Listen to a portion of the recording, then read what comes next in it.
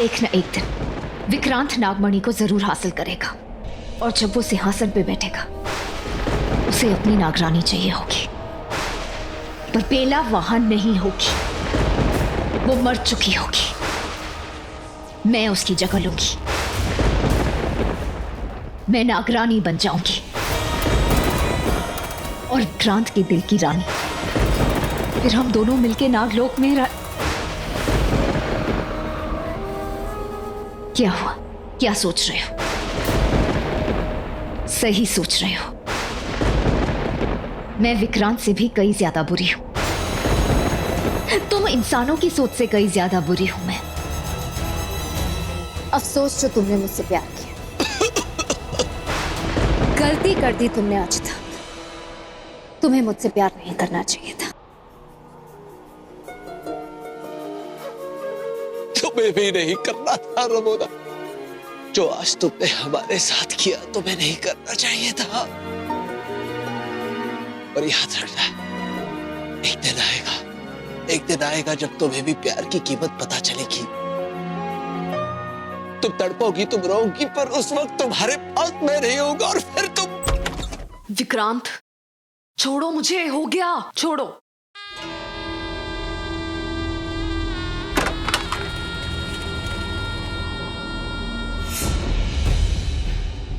विक्रांत क्या कर रहे हो? क्या कर रहे हो मतलब? रोहित, तुम्हें इतनी गहरी चोट लगी है, इसे ठीक करना उन मामूली इंसानों की बस की बात नहीं है। उस पे क्यों गुस्सा निकाल रहे हो? उसकी गलती नहीं है। तो क्या मेरी गलती है? ऐसे मैंने कहा क्या? वैसे मैं तुम्हें जो कुछ भी कहूंगी तुम्हें समझ तो आएगा नहीं, सो रहने दो। वो सब छोड़ो, आओ यहाँ बैठो यहाँ पे। मैं कर लूंगी खुद।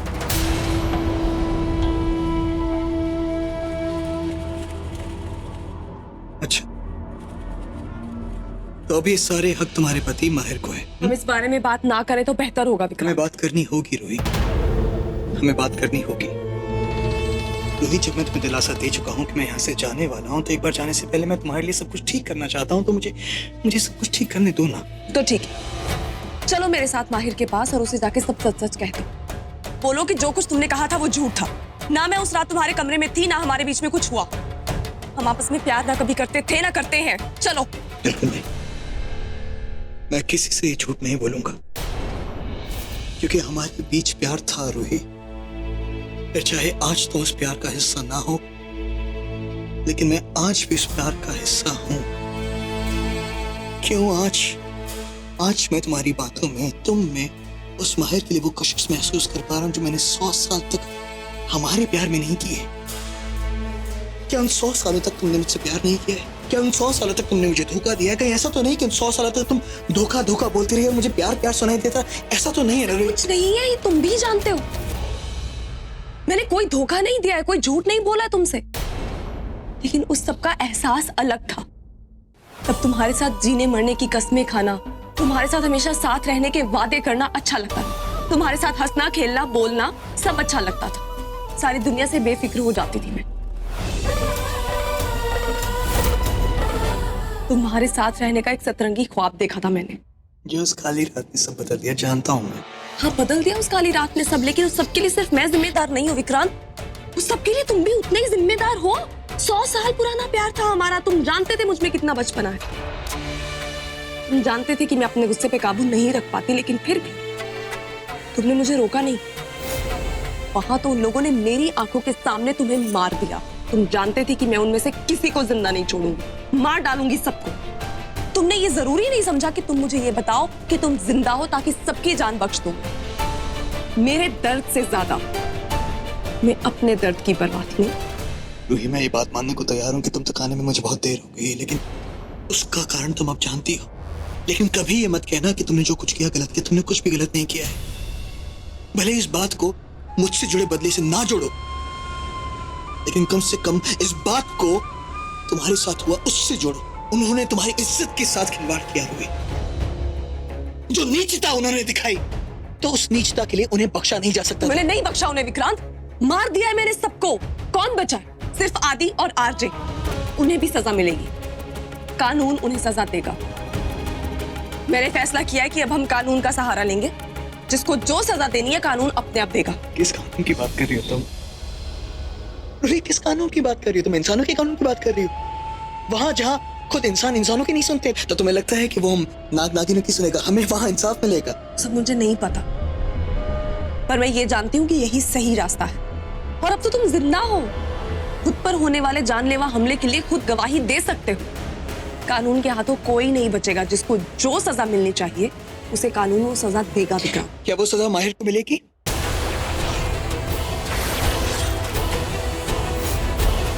बताओ मुझे रूही, क्या वो सजा माहिर को मिलेगी या फिर?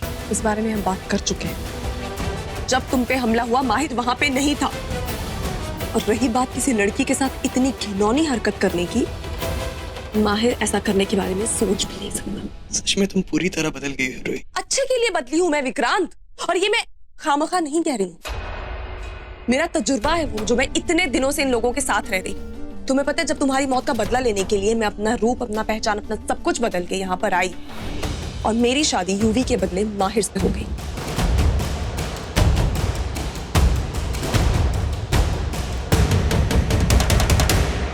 जिसे मारने के लिए मैं यहाँ आई थी ना विक्रांत, वो मेरा सुहाग बन गया।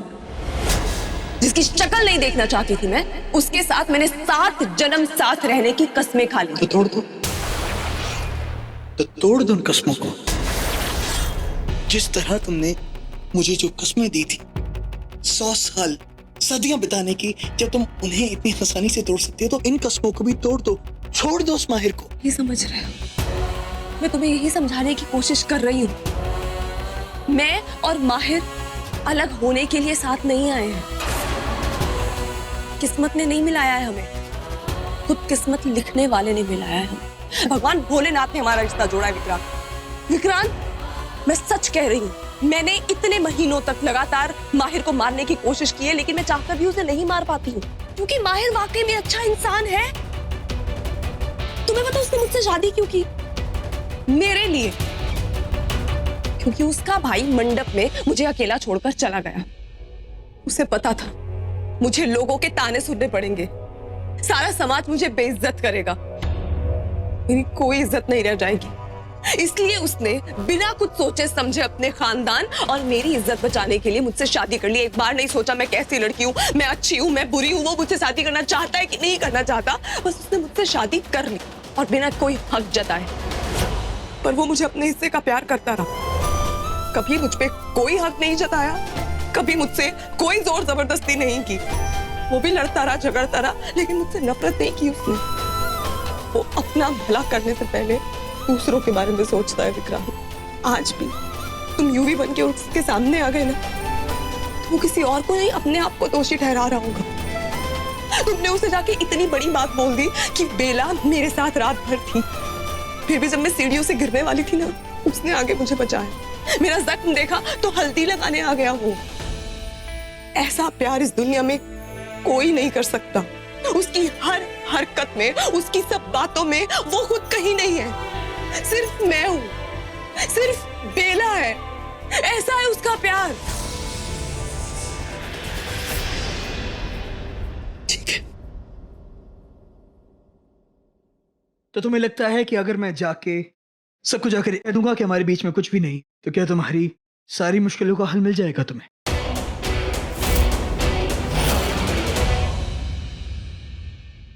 ये बेला कहाँ चली गई? क्या तुम वाकई में उससे जाके सब सच कह दोगे? पहले तुम मुझे ये बताओ कि क्या तुम इसे अपना सच बताने को तैयार हो कि तुम एक आम इंसान नहीं, कि तुम एक नागिन, नागरानी हो।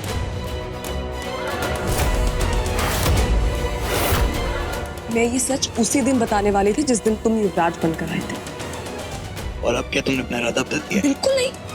मुझे अब भी ये लगता है कि माहिर को सारी सच्चाई जानने का पूरा पूरा हक है। सोच लो रूही, कहीं अपना ये नया प्यार भी ना खो दो। मुझे कोई परवाह नहीं। ना प्यार पाने के लिए मैं अपने उसी प्यार से झूठ नहीं बोल सकती, बशर्ते कि तुम मुझसे वादा करो कि तुम मेरा साथ दोगे।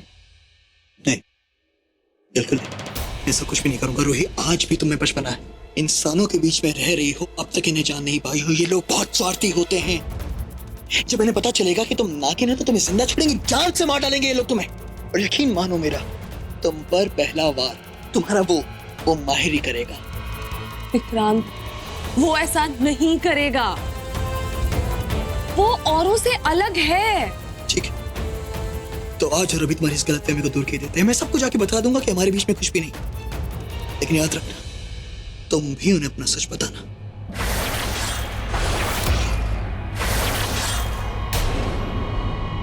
चलो मेरे साथ।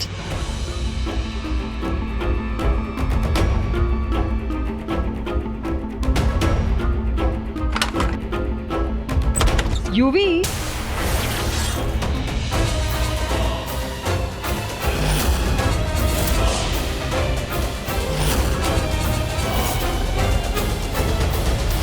सॉरी, मुझे पता नहीं था कि बेला यहाँ। बेला, मुझे तुमसे कुछ अर्जेंट काम है। मॉम, आपकी बात थोड़ा इंतजार नहीं कर सकती? मैं और बेला कुछ इंपॉर्टेंट डिसीजन ले रहे थे। Can't you think wait? No यूवी, इट कांट वेट। मेरे साथ चलो बेला।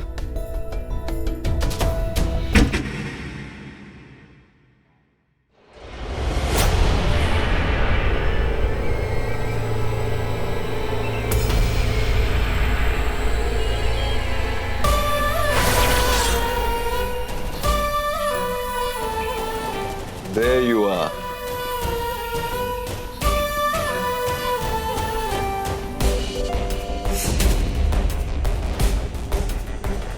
क्या हुआ? बेला से लड़ाई हुई क्या?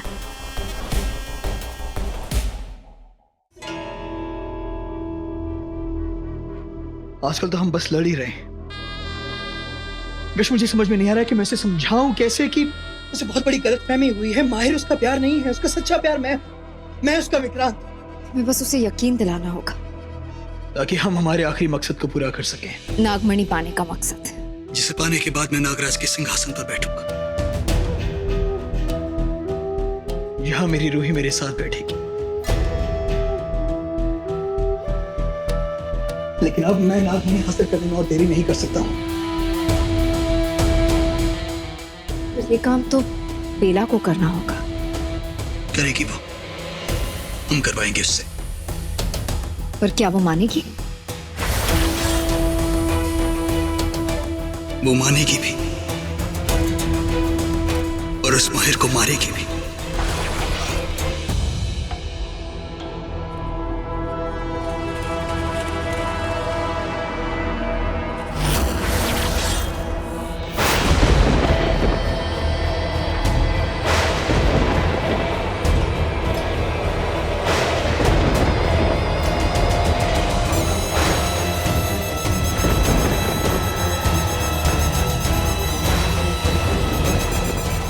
पहुंच गए।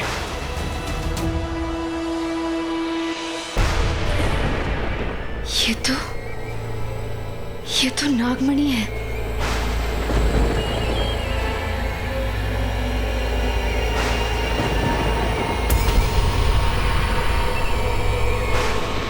अगर मैं इस नागमणि को इसी वक्त यहां से चुरा लूं तो मैं नागरानी बन जाऊंगी और फिर तुम्हें मेरा बनना ही होगा विक्रांत।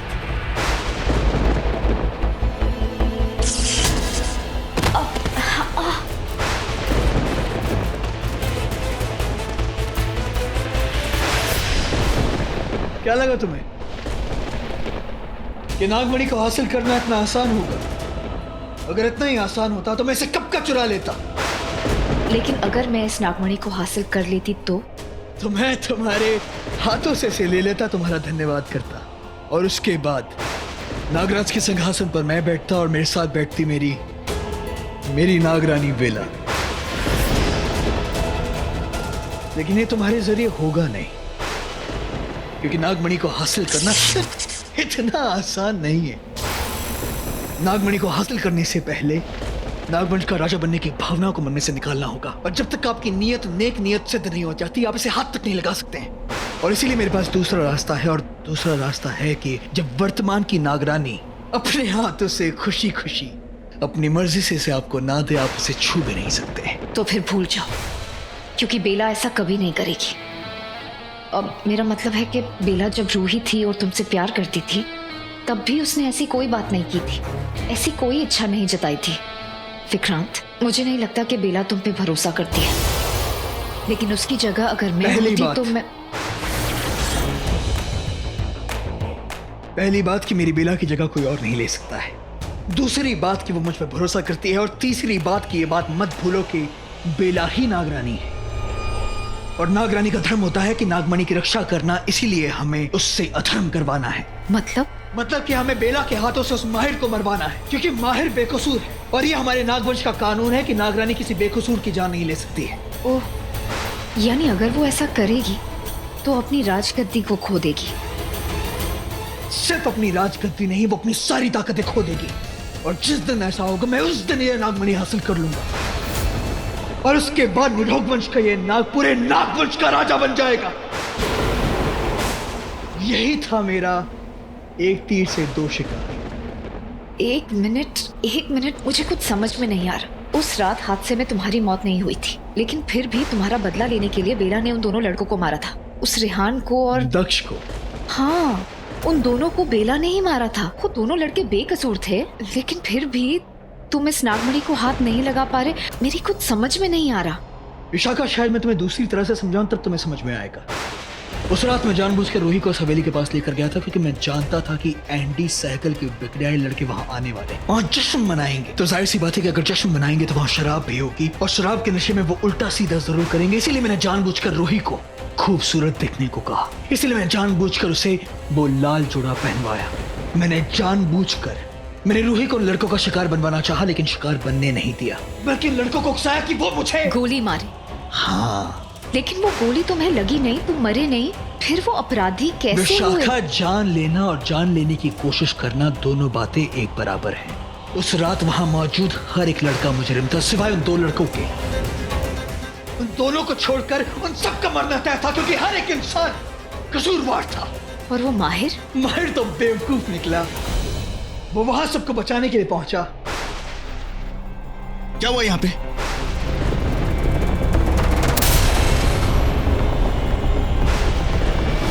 पर बेला का अंदाजा बिल्कुल ठीक है कि माहिर बेकसूर है, इसीलिए तो वो उसे मार नहीं पा रही। वो तो बस वहां सबको बचाने के लिए पहुंच गया। यानी वो गलत नहीं था। नहीं, वो बिल्कुल गलत नहीं था, लेकिन उसने एक गलती कर दी कि इसने वहां पहुंचकर बंदूक अपने हाथों में ले ली, और मरे हुए नाग की आंखों में इसकी तस्वीर छप गई, और उसकी गर्दन फंस गई। और अगर वो नहीं आता तो हम किसी और मासूम को मार देते। बहुत से मासूम है, पुलटू है, प्रथम है, मासूमों की कमी थोड़ी ना है। लेकिन जो मजा उस माहिर को मारने में आएगा ना, वो किसी और को मारने में नहीं आएगा। तो अब हमें आगे क्या करना होगा? अब आगे हमें बस बेला को यकीन दिलाना है कि माहिर ही असली कसूरवार है, और जैसे ही बेला माहिर को मार देगी, हमारा सोचा सब कुछ सच हो जाएगा। मेरी माँ नागरानी माँ बन जाएगी, मैं नागराज बन जाऊंगा, और मेरी नागरानी बनेगी मेरी बेला।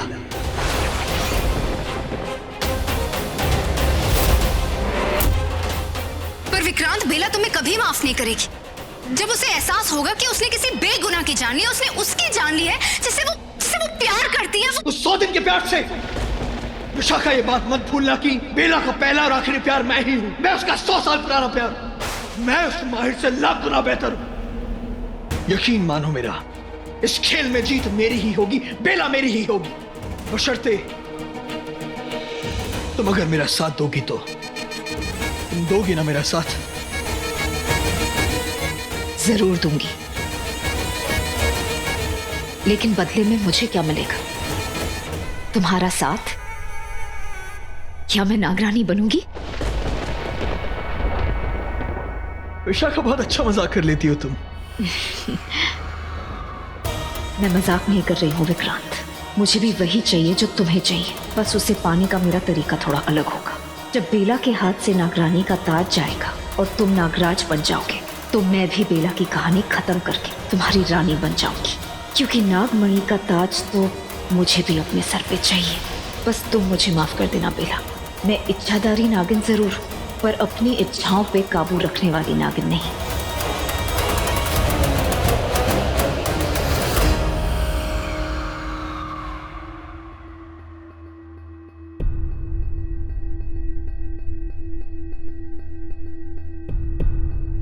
तुम क्यों हो यहाँ? जाओ जाकर पार्टी प्लान करो। तुम्हारे मन की तो हो गई ना, मर गई ना अनु। ये क्या तरीका है को बात करने का? तुम्हें जरा भी देखो, मैं जानती हूँ अनु तुम्हारी बेस्ट फ्रेंड थी। उसके जाने से तुम्हें कितनी तकलीफ हो रही है, I can understand. No you can't. सुना तुमने? You can't understand. को बेटा प्लीज इधर देखिए सब प्लीज। छोड़ दो, ये अन्नू का सामान है। चुप करो ना को। रहने दो, तुम मत उठाओ। इस हालत में तुम्हारा झुकना ठीक नहीं है, मैं उठाती हूँ।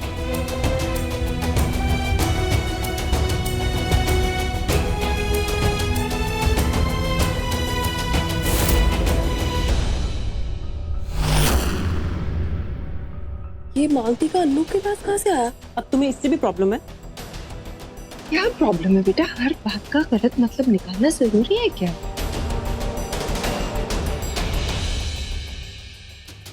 मांगटी का तो मैंने अन्नू को कभी पहनते हुए देखा नहीं, और थोड़ा ओल्ड फैशन टाइप भी है ये। वो मॉम, ये अनु हवेली से लेकर आई थी। हवेली? हाँ लाओ, ये सब कुछ मुझे दे दो।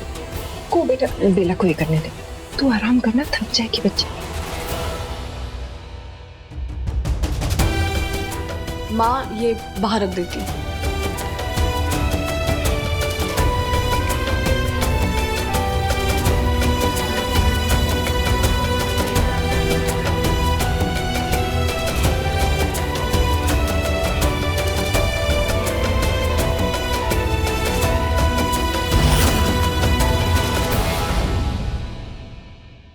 आंखें खोल।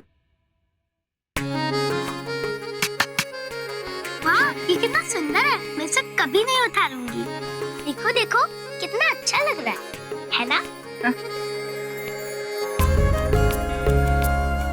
पता है रूही बेटा, जब मैं तेरी जितनी थी ना, तब मेरी माँ ने मुझे मांग टीका दिया था, और आज मैंने आपको दिया है, ताकि कल मेरे जाने के बाद ये मांग टीका हमेशा तुझे मेरी याद दिलाएगा। अगर ऐसा है तो मुझे नहीं चाहिए, मुझे सिर्फ आप चाहिए। मैं आपके बिना कभी नहीं रहूंगी। आपके जाने के बाद आपकी निशानी भी कहीं खो गई थी माँ। मैंने बहुत कोशिश की ढूंढने की, कहीं मिली नहीं। मैंने ये अन्नू के पास कहाँ से आ गई? आज भी मुझे ये नहीं चाहिए माँ, मुझे आप चाहिए। मैं यहाँ बहुत अकेली पड़ गई हूँ। यहाँ पे इतना कुछ हो रहा है कि मुझे समझ में नहीं आ रहा मैं क्या करूँ, किस रास्ते पे चलूँ, किससे बात करूँ। मुझे सही रास्ते दिखाओ माँ, मेरी मदद करो, मुझसे बात करो माँ, मुझसे बात करो। मुझे मेरी बच्ची से बात करनी है पापा, मुझे जाने दीजिए। मैं विनती करती हूँ आपसे पापा, मुझे जाने दीजिए मेरी बच्ची के पास। पापा मुझे जाने दीजिए। देखिए नागरानी माँ, मैं आपको यहाँ से जाने की अनुमति नहीं दे सकता, और नागरानी को यह नहीं बता सकता कि आप जिंदा हैं।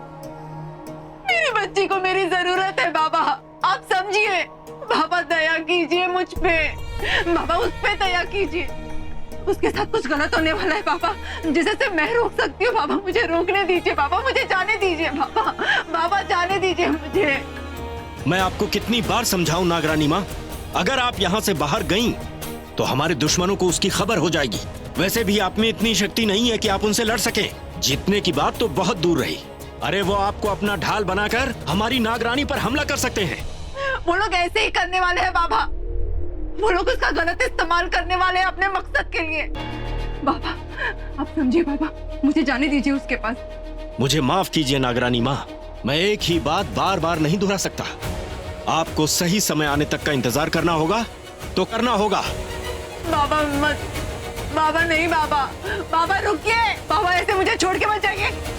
बाबा मुझे जाने दीजिए।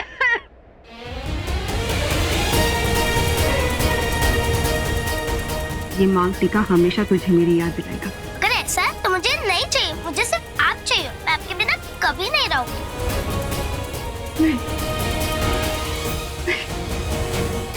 एक माँ की अंतरात्मा उसे झूठ नहीं बोल सकती। मेरी बच्ची वाकई खतरे में है। मुझे जाना होगा, मुझे मेरी बेला के, मुझे मेरी रूही के पास जाना होगा, जाना होगा। लेकिन मैं कैसे पहुंचूं उसके पास? मैं ये कैसे करूं?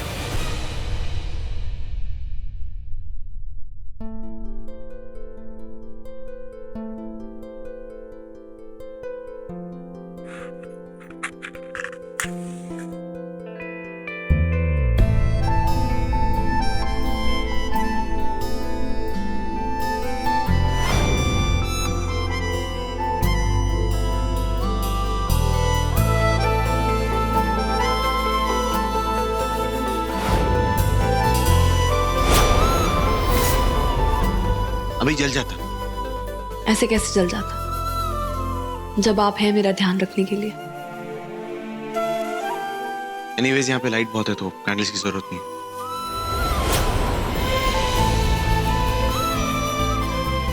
प्लीज माहिर जी मत जाइए। I really want to talk to you. मेरा मैं तुमसे पहले भी कह चुका हूँ, मैं तुमसे तब तक बात नहीं करूंगा जब तक यूवी नहीं आकर ये नहीं बताता कि उस रात हमारे बीच में कुछ नहीं हुआ। उसने झूठ कहा था, जानती हूँ, लेकिन मैं ये नहीं जानती कि अगर यूवी ने आपको आकर ऐसा नहीं कहा तो क्या होगा। वो मोड़ के चले जाएंगे, शक्ल नहीं देखेंगे। नहीं देखूंगा तुम्हारी शक्ल। माहिर जी प्लीज, क्यों नहीं देखेंगे आप मेरी शक्ल? बिना मैं मर गई बेली। मुझसे ज्यादा अपने उस भाई पे यकीन करते हैं जो मुझे मंडप में छोड़ के भाग गया था। उस पे ज्यादा भरोसा है आपको, वो कहेगा तो मानेंगे आप। अरे जिस लड़के का दीन ईमान सब उसकी अय्याशियों से जुड़ा है, आप उससे जोड़ रहे हैं अपनी जिंदगी के साथ। वो डिसाइड करेगा कि हमारी जिंदगी में हमारा रिश्ता कहां तक आगे बढ़ेगा। क्यों भी डिसाइड करेगा? बहुत भरोसा है उस पर। भाई जी शादी हुई है हमारी, हमने 7 फेरे लिए सबके सामने, और वो सब मेरे लिए बहुत मायने रखता है।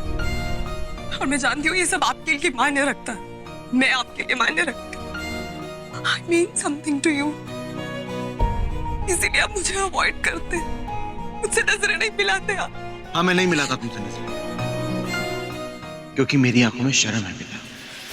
और तुम बेशर्म हो, जो मेरे साथ धोखा करके भी मेरी आंखों में आंखें डाल के मुझसे बात कर रही है।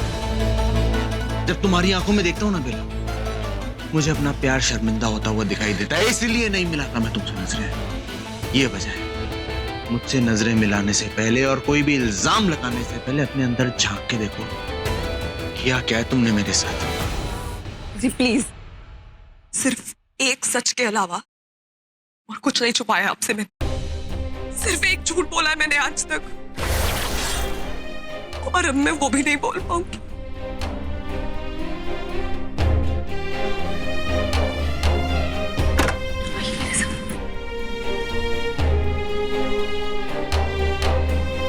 देखिए माहिर जी, तुम्हें जो भी कहना है मेरी आंखों में आंखें डालकर आंखें खोलकर बात करो। ये बात यूवी के बारे में है ना? यूवी के बारे में नहीं है, मेरे बारे में, मेरी पहचान के बारे में है कि मैं कौन हूं। कौन हो तुम? क्या हो? बोलना क्या चाहते हो? माहिर जी मैं I'm not। माहिर जी मैं एक नागिन।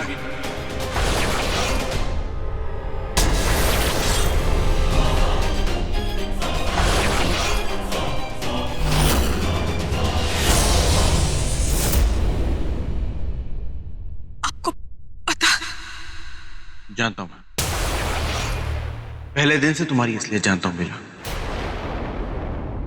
और ये भी जानता हूं कि तुम यहां पे मेरे अपनों से बदला नहीं आई हो, उन्हें बेमौत मारने आई हो।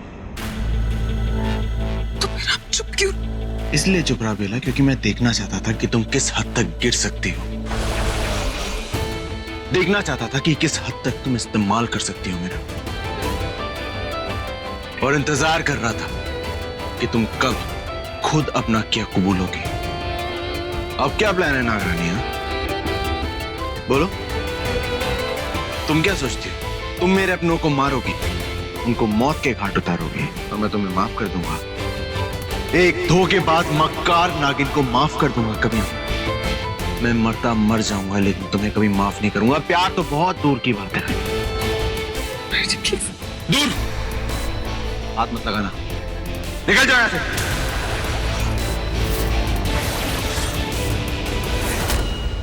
Just get out of my life. In my room. Get out!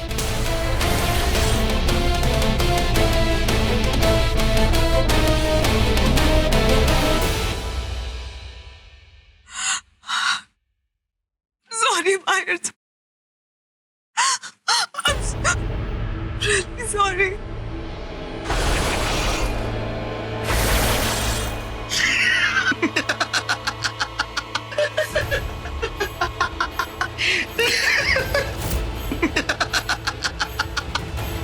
क्या बेहुदा मजाक है ये? मजाक तो तुमने अपना बना रखा है। क्या लगा तुम्हें? कि अगर तुम उस माहिर को अपना सच बता दोगे तो वो तुम्हें अपना लेगा, वो तुम्हें अपने गले से लगा लेगा। मैंने ऐसा कुछ नहीं सोचा तो ऐसा सोचना भी मत, क्योंकि कभी ऐसा होगा नहीं। रूही, हम नाग हैं। मैं गले से सिर्फ विषधारी शिव शंकर लगा सकते हैं, ये जहरीले इंसान नहीं। ये हमेशा से हमारे दुश्मन थे, हैं और रहेंगे। तुम जानना चाहती हो कि खासकर इस परिवार से मैं इतनी नफरत क्यों करता हूँ? क्योंकि इनका सच हमसे भी ज्यादा कड़वा है। मुझे ऐसा नहीं लगता। भले ही तुम्हें ना लगता हो, लेकिन तुम जानना चाहती हो कि मैं इनसे इतनी नफरत क्यों करता हूँ? क्योंकि उस रात हमारे साथ जो हुआ था वो एक हादसा नहीं था, वो एक सोची समझी साजिश थी तुम्हारे माहिर की। क्या? What? भूल क्या रहे हो? मैंने बस तुमसे लेटेस्ट फाइल मांगी। Listen, I don't care if you like me or not. Just get the point straight. तुम्हारा ये जो होटल इन्वेस्टमेंट का प्रोजेक्ट है ना, मैं ही एक हूँ जिसने बीच में छोड़ा नहीं है। So be nice. Mahir, just give her the damn file, please.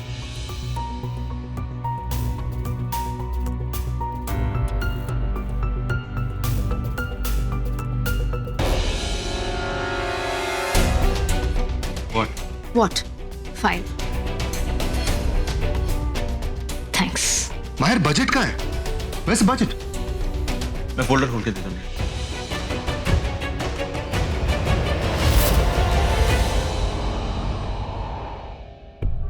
ये क्या था?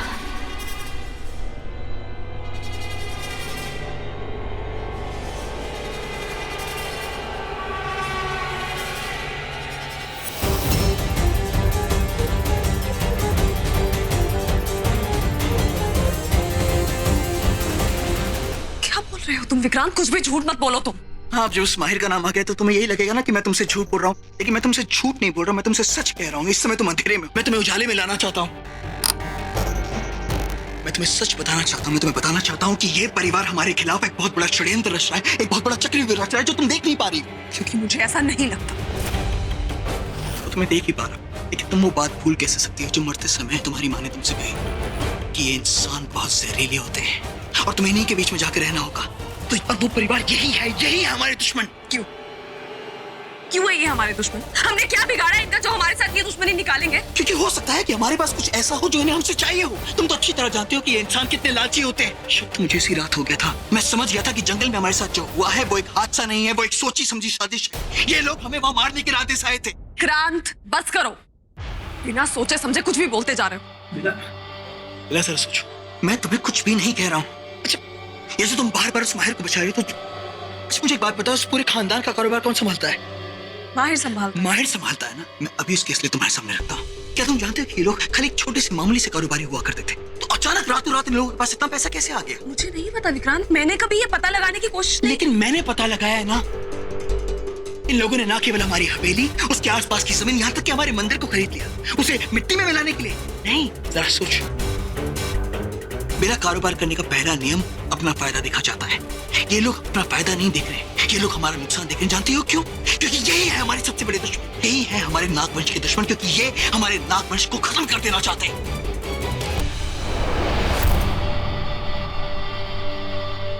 देखो विक्रांत, जो भी तुम कह रहे हो ना, ये सिर्फ तुम मानते हो, और तुम भी नहीं मानते, क्योंकि तुम कहते हो कि मुझे ऐसा लगता है, मुझे वैसा लगता है। तो जरूरी नहीं ना जो तुम्हें लगता है वैसा हो। अगर अपनी कही हुई बातों पे तुम्हें इतना यकीन है, उनको साबित करने के लिए कोई तो सबूत होगा। वो आज तुम मुझसे सबूत मांग रही है। एक समय हुआ करता था तो मेरी हर एक बात पर, मेरे प्यार पर आंख मूंद करके विश्वास करती। हम यहाँ प्यार की बात नहीं कर रहे हैं आज विक्रांत। तुम इस तरह मुझे बार बार कटघरे में लाकर मत खड़े कर दिया करो। जो मैं आज हूं ना, इसमें सिर्फ मेरा कसूर नहीं। मेरे जिंदगी का सबसे बड़ा सच था तुम्हारी मौत। वो भी सबसे बड़ा झूठ निकला क्योंकि तुम जिंदा। क्या तुम्हें इस बात का अफसोस है कि मैं जिंदा हूँ? अफसोस नहीं है, मेरी बात को समझने की कोशिश करो। तुम गलत मतलब निकाल रहे। मैं तुमसे सिर्फ इतना जानना चाहती कि तुमने ये कहा कि उस रात जो हम पे हमला हुआ वो सोची समझी साजिश थी। ऐसा कैसे हो सकता है? हो सकता है, इन इंसानों की दुनिया में कुछ भी हो सकता है। इस घर में इतनी मौतें होती है, उसके बावजूद इन लोगों को कोई फर्क नहीं पड़ता है। ये बात जानते हुए कि ये सारी मौतें उस जमीन से जुड़ी हुई है, उसके बावजूद ये लोग जमीन को छोड़ना नहीं चाहते हैं। क्यों? मेरा कारोबार अपनी जान पर खेलकर नहीं किया जाता है। मैं तुम्हें बता रहा हूँ ना, जरूर है इन सब के पीछे कोई बहुत बड़ा राज है। और अब तुम्हें शक होने लगा है कि क्या ही कहीं नागरानी माँ को तो वो बात पता नहीं लगे, शायद इन्हीं लोगों ने तुम्हें मारने दिया है। माँ की मौत के पीछे यही लोग जिम्मेदार थे। नहीं बेला, बेला ये झूठ है, ये सब झूठ है, ये झूठा है बेला। मुझे मारने का षड्यंत्र रचा गया, लेकिन वो इस घर के लोगों ने नहीं रचा था बेला, नहीं रचा था।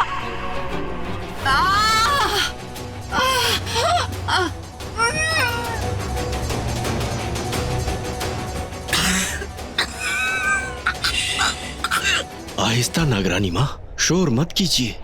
हमारे दुश्मन समझते हैं कि उन्होंने आपको मार दिया है, तो उन्हें ऐसा ही समझने दीजिए। आपके जिंदा होने का राज उन्हें पता नहीं चलना चाहिए। मैं जड़ी बूटियां और मंत्रोच्चारण से आपको ठीक करने का प्रयास करता हूँ।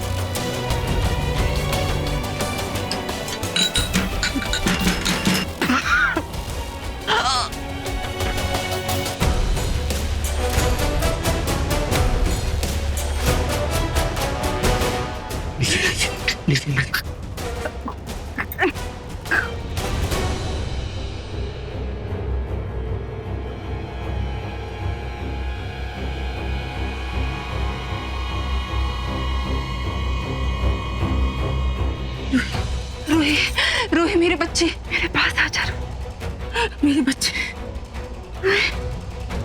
देखिए नागरानी माँ, मैं उन सब से ये कह के आया हूँ कि मैं आपके मृत शरीर को विशेष अंतिम संस्कार के लिए ले जा रहा हूँ, इसलिए आपके जिंदा होने का राज किसी को भी नहीं पता चल सकेगा, आपकी बेटी को भी नहीं। वरना हम ये कभी नहीं जान पाएंगे कि हमारे दुश्मन आखिर चाहते क्या है, ये सब करने के पीछे उनका मकसद क्या है। मेरी बच्ची है पापा। आपकी बच्ची बहुत जल्दी नागरानी बनने वाली है, ये आपको पता है ना? सब पता है मुझे। मेरी रूही सच से अनजान है पापा। आपको उसको बताना होगा किसने मुझे जहर पिलाया। आपने उसकी शक्ल उसे आप पहचानते हैं ना पापा? हाँ, उसी क्षण मैं वहां आया था जिस क्षण वो आपको जहर देकर जा रहा था। वो आदमी कौन था वो आदमी पापा?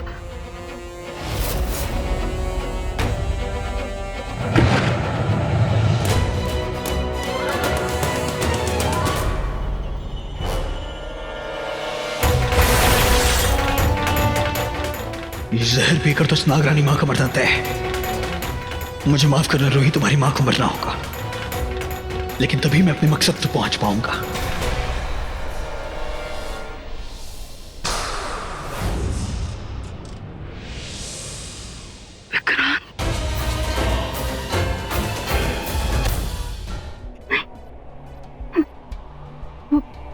वो तो हमारा अपना है बाबा। वो ऐसे कैसे? बाबा, वो मेरी रूही से बहुत प्यार करता है बाबा। मेरी रूही तो उस पे आंख बंद करके भरोसा करती है बाबा। वो ऐसा नहीं कर सकता। जिस पर आंख बंद करके भरोसा किया जाए वही उसे तोड़कर हमारी आंखें खोल देता है। नागरानी माँ, हमारी नागरानी के साथ भी ऐसा ही होगा। उन्हें उस विक्रांत का सच पता चल जाएगा। हमें बस अब ये पता करना है कि आखिर ये सब करने के पीछे उसका मकसद क्या है और इस सब में कौन कौन उसके साथ शामिल है। ये झूठा है रूही, इसने हमेशा तुमसे झूठ बोला है। अपने किसी छुपे मकसद के लिए ये तुम्हारा इस्तेमाल कर रहा है। मेरी बात ध्यान से सुन बेटा, मैं तुम्हें आगाह करने आई हूँ। मैं तुम्हारे सामने सजीव शरीर के साथ नहीं आ सकती, इसलिए ऐसे सिर्फ मेरी आत्मा तुमसे बात करने आई है। मैं जानती हूँ रूही बेटा, मैं जानती हूँ तुम्हारा अवचेतन मन मेरी आवाज सुन लेगा। तुम अपनी माँ को पहचान लोगी। बस बेटा, इस विक्रांत के इरादों को भी पहचान। ये सही नहीं है, तुम्हारे लिए बहुत बड़ा खतरा है ये। मत सुन इसकी, मत सुन बेटा, मत सुन इसकी। बेला, तुम सुन रहे हो ना मैं तुमसे क्या कह रहा हूँ? सुन रही हूँ विक्रांत। ये लोग माँ को क्यों मारेंगे? अरे जरा खुद सोचो, नागरानी माँ का अचानक से मर जाना, ठीक तुम्हारी नागरानी बनने से पहले, और उसी के आसपास हमारे साथ वो हादसा होना, जरूर इन बातों का कोई ना कोई ताल्लुक है। सोचो, दिमाग लगाओ, ऐसी कौन सी चीज हो सकती है जो नागरानी माँ की मौत से और हमारे साथ हुए हादसे को आपस में जोड़े? कुछ तो हो सकता है ना? एक मिनट।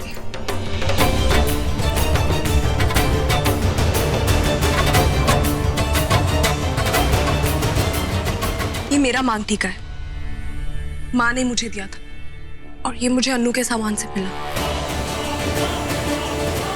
तुमने देखा बेला, आखिरकार इतना बड़ा सबूत मिल गया है तुम्हें, तो कमाल हो गया। मैंने तो ऐसे ही अंधेरे में तीर चला दिया था और ये तो सच में सबूत पे जाकर लग गया। खुद सोचो बेला, उस रात वो अनु, वो सारे लड़के इस साजिश में शामिल थे। वरना तुम्हारी माँ का मांग टेका सोनू के कमरे में कैसे पहुंचता? बेला मेरी बात मानो, ये सब के सब मिले हुए हैं, ये सब हम पर नजर बनाए रखे। ये जानते हैं कि हम कहाँ हैं, क्या कर रहे हैं, कहाँ जा रहे हैं। ये सब के सब कुछ जानते हैं हमारे बारे में। और अब तो तुम समझ गए होगी ना कि इन सब साजिशों के पीछे किसका हाथ है। समझ गए हो ना तुम? नहीं, मुझे कुछ समझ में नहीं आ रहा।